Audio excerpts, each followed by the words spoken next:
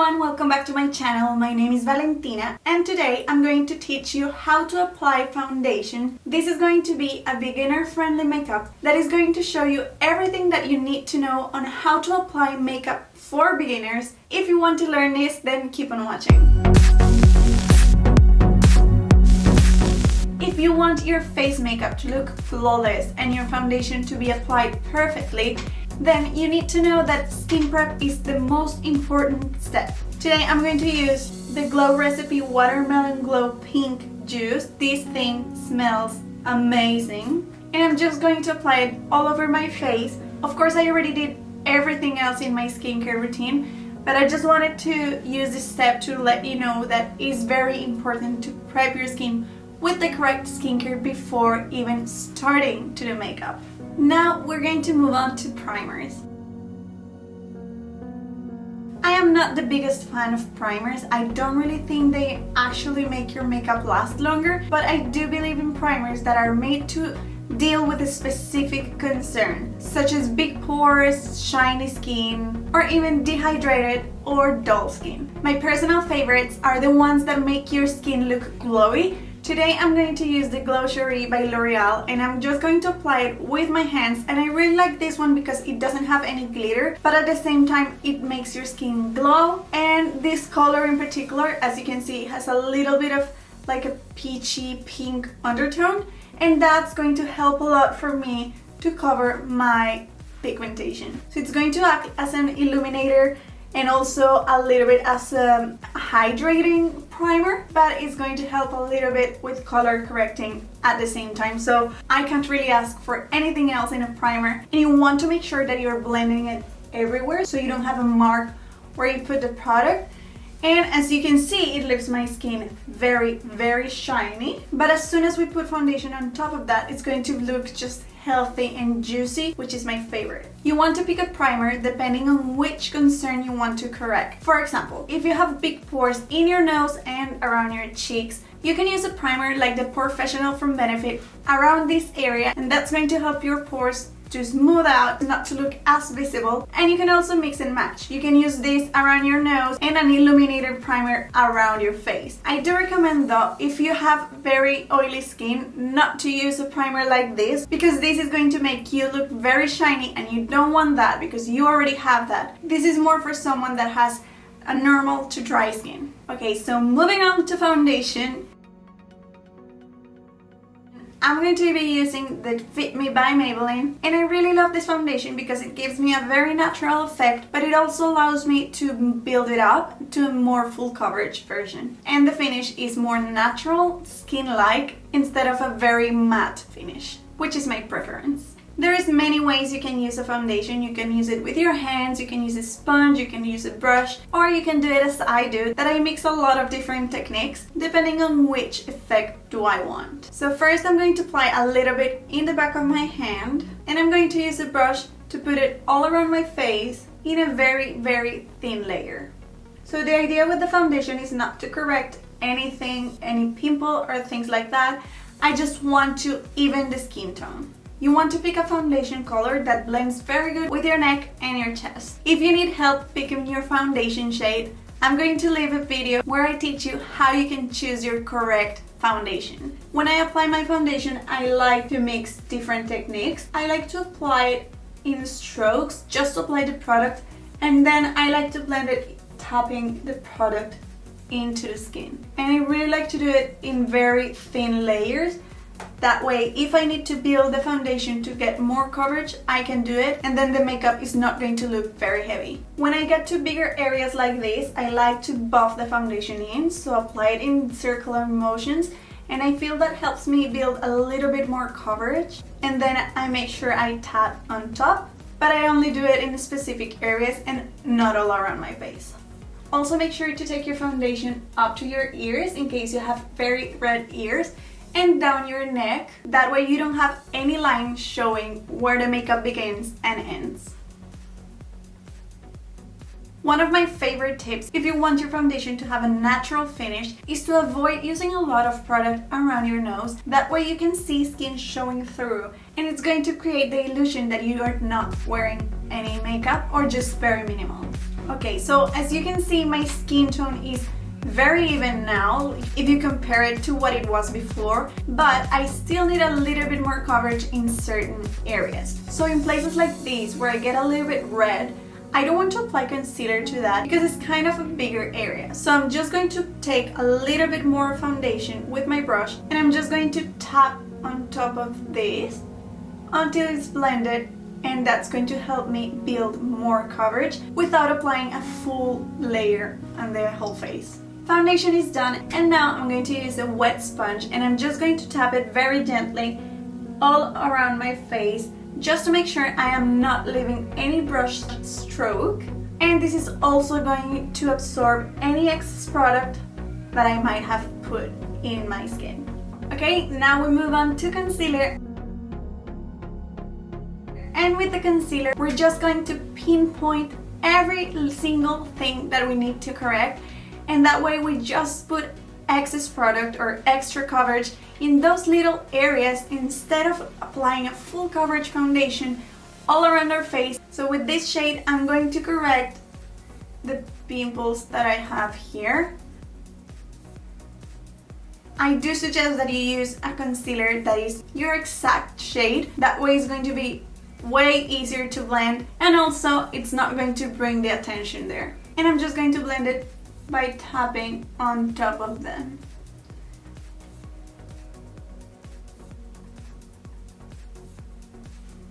And then with a little bit more, I'm going to correct my dark circle. For these, you don't need a lot of product, just a few dots are going to be enough. I recommend that you use one that has very high pigment, that way you don't have to use a lot of product. And you want to blend it in an upside down triangle shape, but you don't need to apply that much product. So you can just use the brush to tap it on, but you can also use your finger or a sponge, whatever you feel better. See, so this is the kind of like shape you want to blend your concealer in, but you don't need to apply that much product. I'm going to use the sponge now to blend the concealer, and you want to blend it towards your temples, that way you're creating a lifting effect. That is always what we want to do with makeup.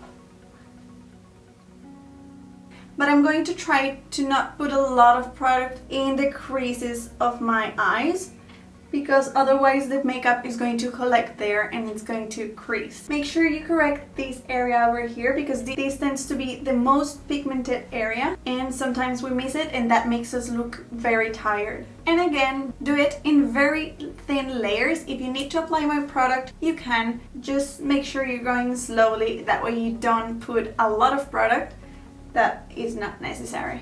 I feel like this side is okay, but as you can see, I have a ridge in this eye, so I'm going to try to lift that up a little bit by applying a little bit more product. This concealer is a little bit lighter than my skin, so I'm going to apply a little bit in that shadow to give the illusion that that part is going forward instead of going down. And of course, I'm going to blend it, but I'm going to try to leave it there. Okay, that looks way better. I'm going to use a liquid highlighter, but if you want to use just powder products, this is the moment where you would set your makeup with powder and move on. In my case, I want to use a liquid highlighter. This is my personal favorite. I don't like highlighters that have a lot of glitter in it, so this is just what I'm going to use. I'm going to take a little bit with my sponge and I'm going to tap it in the highest points of my face and make sure it's very well blended. I like to do a C shape with my highlighter and even take it a little bit in my brow bone. And as you can see, this highlighter gives more like a wet effect instead of giving me a line of highlighter. I don't really like that. I prefer this effect a lot more. And with my finger, I'm going to put a little bit in the tip of my nose, but if you have a big nose, I suggest you avoid this step. And a little bit over here. I like to put highlighter here because I feel it brings the attention to the center of my face, and I really like that. And I'm going to take a little bit with my brush and I'm going to apply it in the corner of my eyes. This is not necessary, I just like the effect. And I think this highlighter is my secret and like my obsession, because it just leaves the skin looking just amazing. By the way, every product that I use, it's going to be linked in the description. So I usually like to use a cream bronzer, but because I know that most of the people use a powder one, especially if you're a beginner, I'm going to stick with powder. That means I'm not going to apply any more creams. Remember that you need to apply all of your creams, all of your liquids, and then use your powders. You cannot mix them up.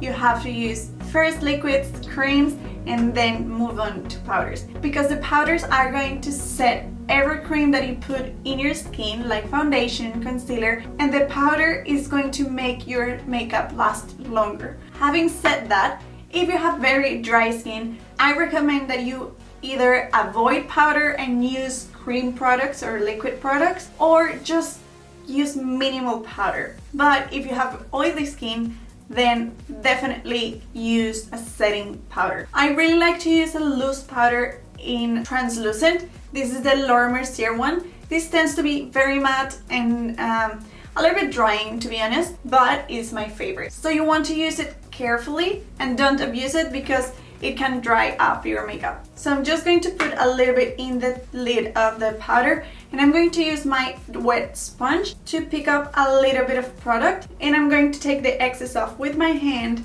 and I'm just going to tap it where I want to really mattify the skin and really set my makeup. For me, that's under my eyes to avoid creasing, and around my nose, because this area tends to get really shiny for me. But as you can see, I'm not leaving a lot of powder on, so this is not baking at all. And I'm just pressing it. I'm not doing any kind of strokes or pulling the skin. And I'm going to do the same and mattify this area of my forehead. And as you can see, it mattifies, but it's still looking like skin. So basically the T-zone, that is everything that I'm going to apply with my sponge. And for the rest of the face, I'm going to use a brush like this one. This is Real Techniques. I'm just going to take a little bit of the product, take off the excess, so I barely want any product there, and I'm just going to dust it around my face. That way, when I put anything on top, it's going to blend very seamlessly, and we're going to avoid having that muddy effect. But this is minimal. Look, I still have that highlighter on. I'm not mattifying any of that. I'm just going to set. This next step is optional, but I really wanted to include it here. These are the Hourglass Ambient Light powders. I'm going to mix these two. They leave the most amazing finish in the skin. I want you to see the effect they leave in the skin. So it's like they bring back that luminosity in the skin without being a highlighter. They're very hard to explain, but I like to put them under the eyes.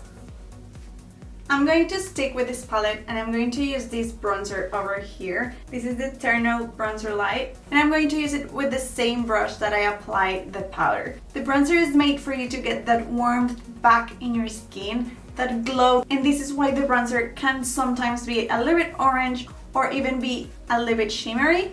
And we're going to apply this in the areas where the sun will normally hit our face. So I am going to apply it with this brush because I don't want a lot of product, so I'm going to make sure to take the excess off. And I'm going to be very light-handed with this, and I'm going to apply it in circular motions in the areas where I would normally bronze.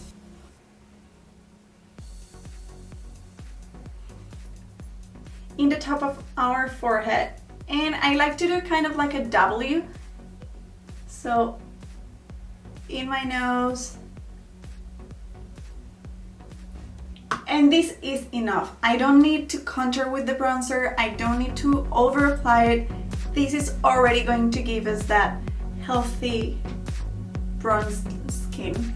And now we're going to very quickly move on to contour. I'm not going to spend a lot of time here because I do feel that contour needs its own video. But the difference between bronzer and contour is that the bronzer can be shimmery, can be more orange, and it's meant to bronze our skin. The contour is made to give dimension to the skin. So it's going to deepen the shadows and intensify those features that we would have if we have more prominent cheekbones or a more defined jaw or whatever it is. To give you an example, I'm just going to use it to define a little bit more of my cheekbone and my jaw, but in a very natural way. You don't need a gray line. That's not natural and is not what you want. So I'm going to use this palette and I'm going to use these colors. For contour, you want a color that is a little bit more gray and it has to always be matte. So I'm going to use this brush over here. This is a Ryan Morris brush. You're going to imagine kind of like, can you see the hollow that it naturally, I know it's not very deep, but you can kind of see that there's a natural shade there. So you want to intensify that. Imagine like a triangle that comes from the beginning of the ear and comes to where my eye begins. So I'm just going to intensify that. Very, very light-handed. I'm just going to give the illusion that I have a deeper hollow there and my cheekbone is more prominent, which is not. But as you can see, if I turn to the side, you can barely see the line, and that's what you want. You don't want a very defined contour unless that's what you're looking for. And I'm going to do the same thing here in my jawline.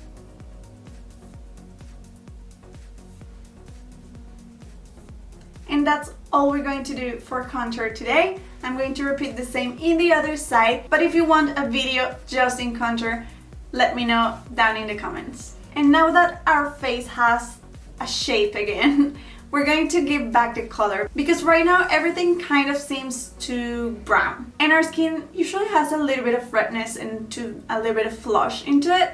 So I'm going to go back to this palette and I'm going to use this color over here as my blush, and I'm going to be super gentle with this because I'm not a fan of strong blush. So I'm going to use a brush like this and I'm going to start applying it in the apples of my cheek, and I'm going to start blending it upwards to have that lifting effect as well. And I like to do this kind of like in a tapping-ish motion, so kind of like short strokes. And if I feel that I applied too much, like in this moment, I know in the camera it doesn't look like a lot, but in real life it does. I'm going to back to my wet sponge and I'm going to tap it on top of everything. And this is going to blend everything together, and is not just only going to make it look more natural, but it's also going to help to hydrate a little bit the skin because this is still wet. And just to finish this, we're going to use a setting spray. And look, I'm not 100% sure that setting sprays actually work to make your makeup last longer. For me as a makeup artist, I think that if you apply the makeup properly, your makeup should last a very, very long time. Having said that, I do believe that a setting spray or a hydrating mist is going to make your makeup look better because it's going to take that powdery effect and it's just going to make it look more healthy and more natural. So today I'm going to use this Mario Badescu one, which is my favorite. I use it before and after makeup. And I'm going to apply it very far away from my face. That way I just get a mist and I'm not going to have very like large drops in my face.